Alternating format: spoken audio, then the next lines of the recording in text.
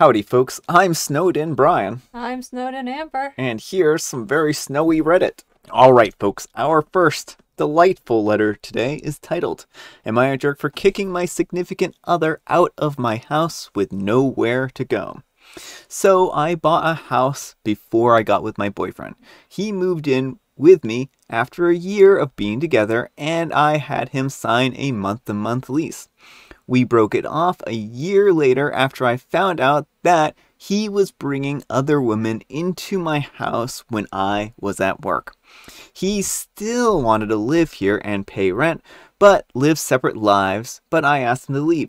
He told me that he has nowhere to go, and I cannot expect him to be able to move out immediately considering the cost of housing nowadays. He said that he cannot afford to move. He also said that I owed him because he paid rent and bills and helped with repairs. And the least I could do is let him live there and continue to pay rent. I told him that changing light bulbs and mounting a TV was not considered repairs, and he paid rent and bills because he was living there. He said that I cheated him because I was not a renter, so I should not have been charging him rent. I told him that I charged him a fair rent price based on my mortgage since he would not be living here for free. My mortgage is $1,400 a month and I charged him $700 for rent excluding shared bills such as groceries, etc., which is way lower than most apartments in our area that are a minimum of $1,500 a month for a one-bedroom. He told me that he was helping me out because he can just keep paying rent to help me with my mortgage. I told him that I do not want him living here with me if we are no longer together because I could not trust him and that I could afford the mortgage on my own, otherwise I would not have bought my house. I told him to leave by the end of the month and move in with his parents, friends, or the woman he brought into my house. He apologized, telling me that he will pay more in rent if he can live here, but he has nowhere else to go. I said no, and he said that he was going to take me to court to reclaim the money that he paid since he invested into the equity of my home. He told me that I was selfish because he is paying rent and there should be no issue.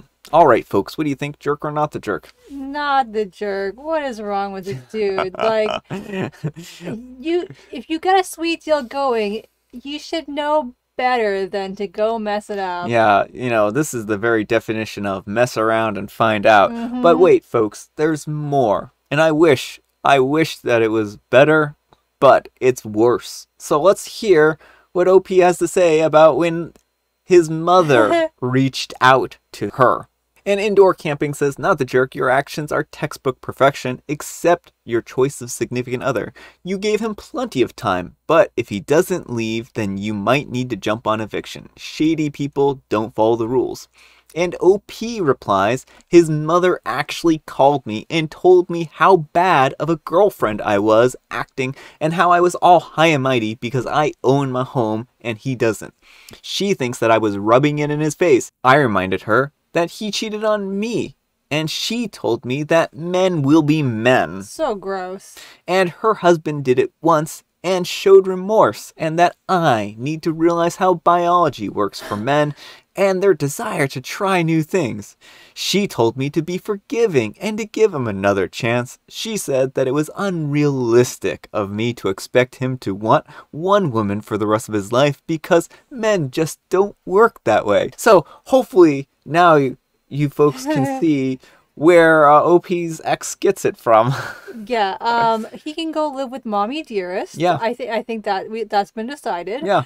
And that comment is gross on so many levels. Like, first of all, boys will be boys is never an excuse. It never works. It doesn't. Yeah. Like, this whole, you don't understand how biology works, dude's mom. Like, lots of adults have adult fun time drives, and lots of adults know how to not cheat on their partners. Like, you don't just take things because you want them. Yeah, I mean, I think what it boils down here is that she's just trying to make excuses for him because she doesn't want to deal with him, and I think that's really what it boils down to. And she said and maybe to some degree she believes this. I'm not saying that she's like disbelieves it, but I think that she also doesn't want to deal with him, and she doesn't want to see him homeless or in their house. So she's like, please take him back. But OP, no, you're absolutely not in the wrong here. You are better off without having this man mooching around your house. Exactly. So anyhow, take care and good luck. Our next renter-related story is titled, Am I the Jerk If I Banned My Tenant's Girlfriend from My Property for Disrespecting Me in Front of My Family? And this one is weird. Just weird, folks. For a bit of backstory, I rent out a small one-bedroom home to a single tenant who we'll call Max, who I previously got along great with. My family does this thing that we call a winter roast, where we prepare a huge feast and everyone chips in. And I thought, what better place to have it than my investment property? My family is extremely proud that I've been able to diversify my income at such a young age. And when I talked to Max about it, he was unsure at first, but I assured him that it would be great. Anyways, he said that his girlfriend would be there too, which I replied, wonderful, the more the merrier, and hung up the phone.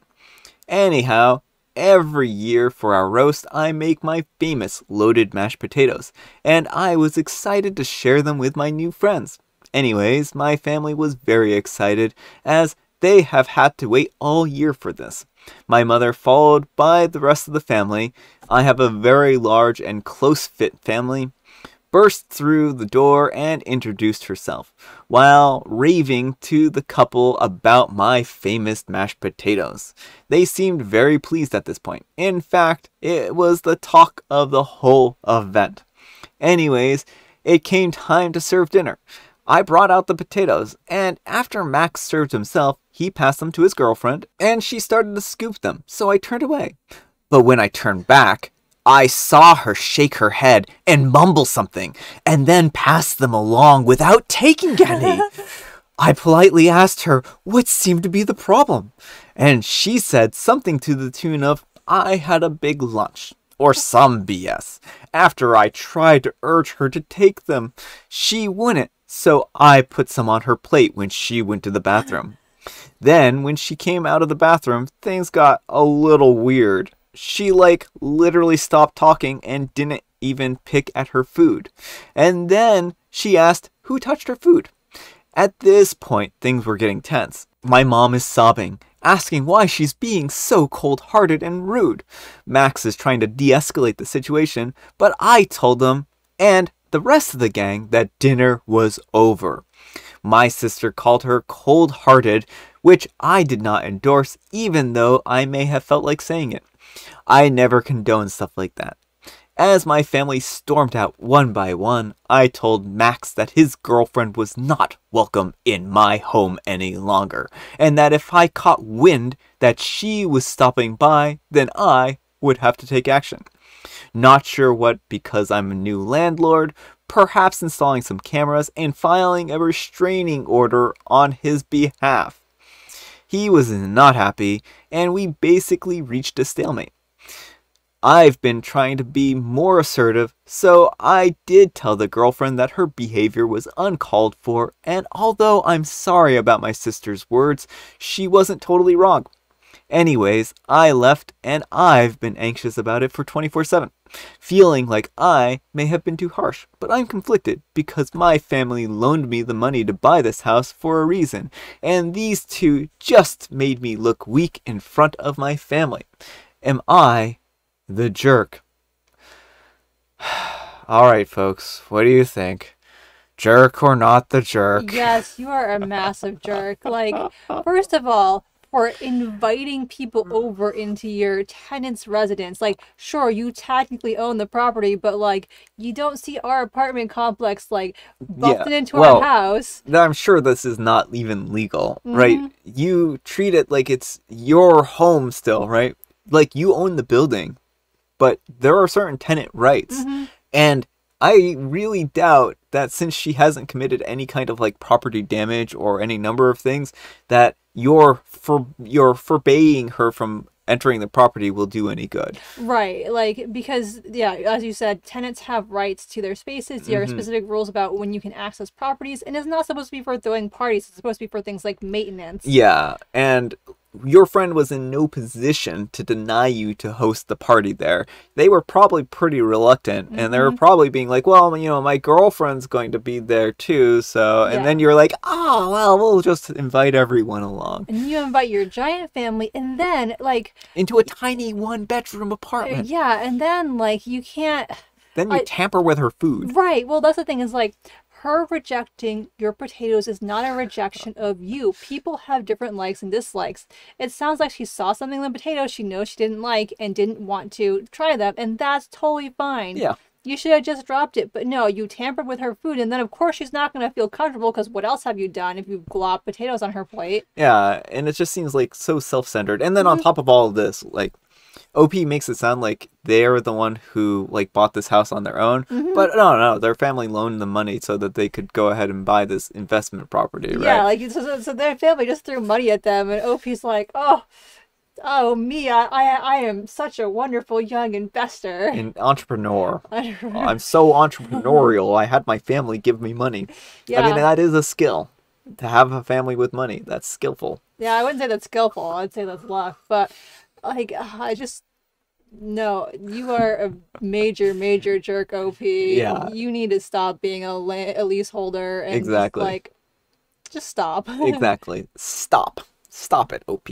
Stop it. And All About Bird says, sorry, this is super confusing. It sounds like you and your family verbally attacked a stranger because she wouldn't let you force feed her potatoes, and now you think that you can tell someone who can enter a property and that he pays rent for? Do I have that right?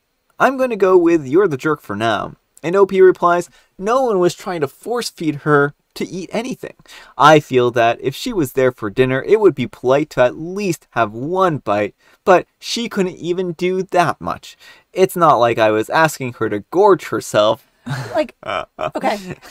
There are lots of foods that I will not eat. Like, you put them on my plate and I'm not touching them. Yeah, just no. All right, folks. Here's our last outrageous letter for the day. And I suspect that this one is not real, because apparently the OP here is not the OP who wrote the letter, but it was submitted to them and they're posting it anonymously on someone else's behalf.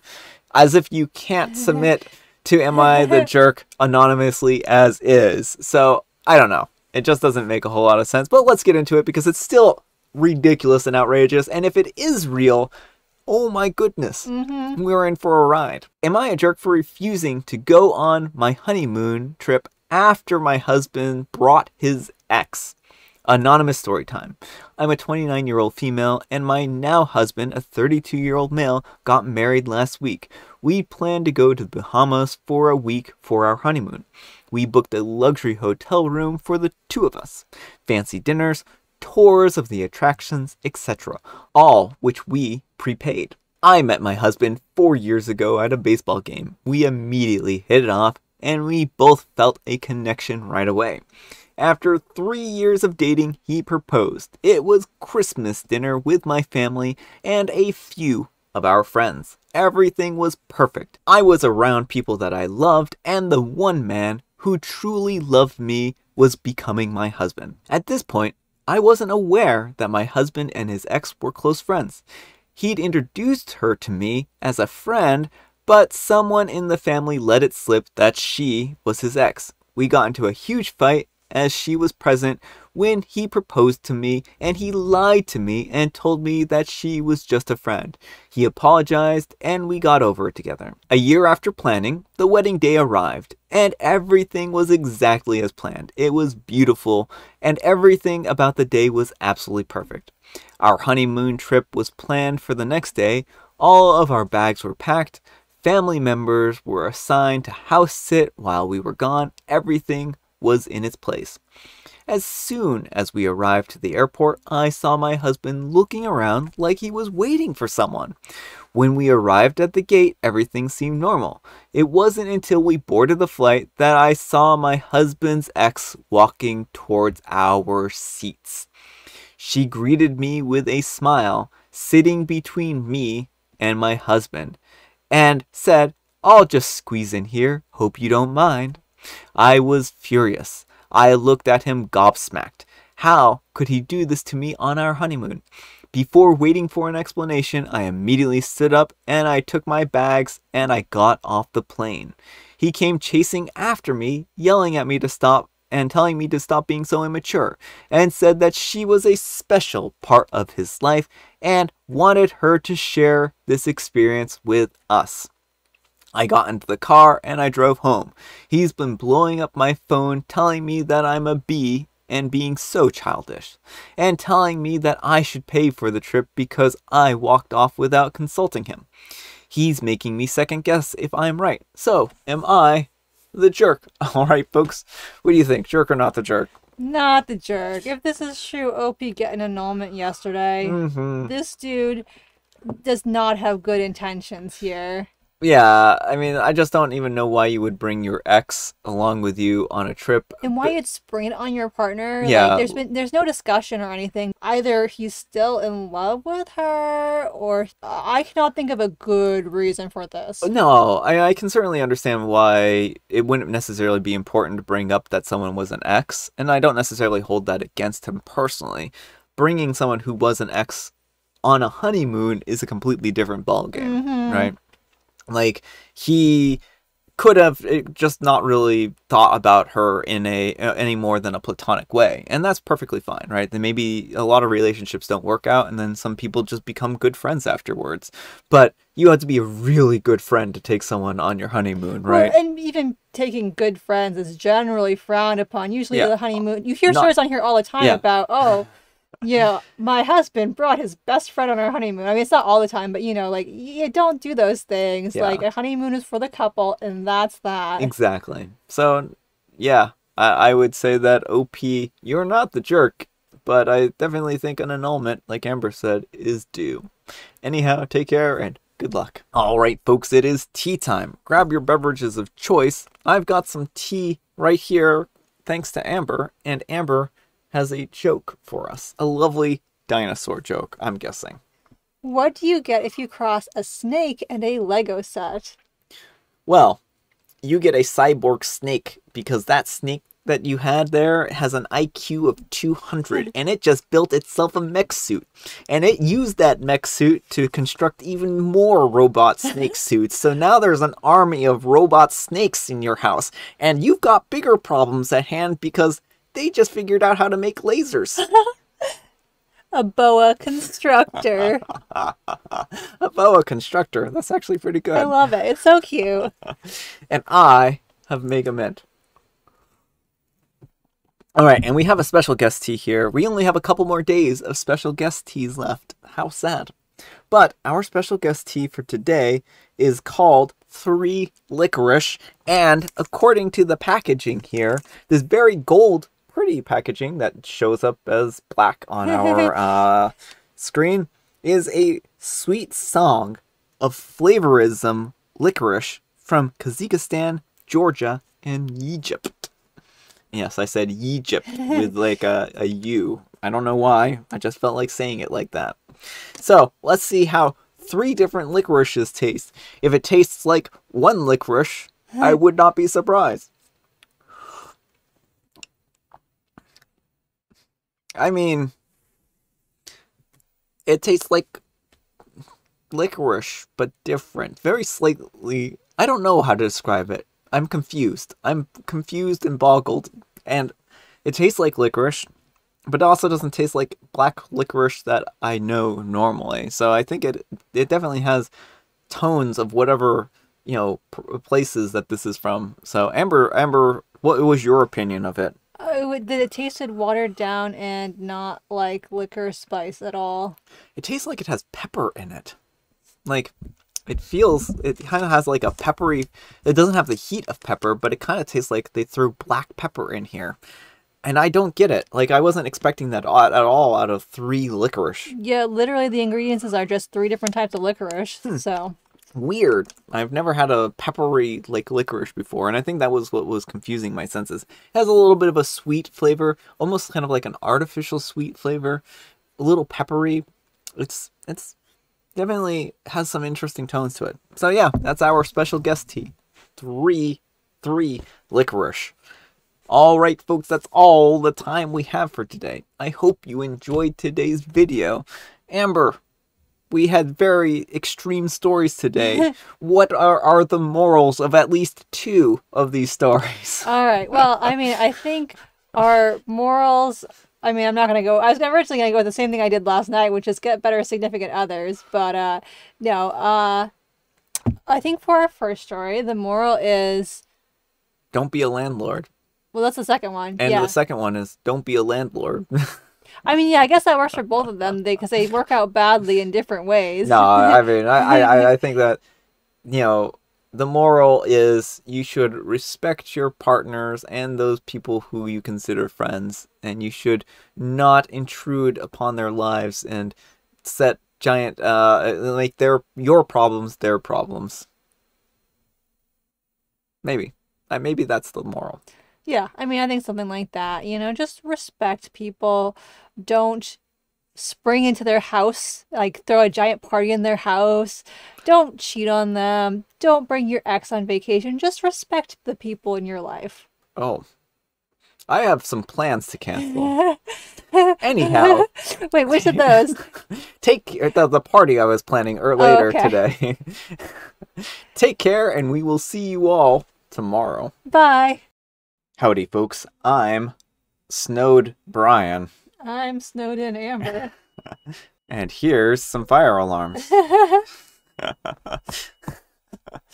I'll grab my fire extinguisher if I have to. Notice that I'm very calm. That's the true sign of a firefighter.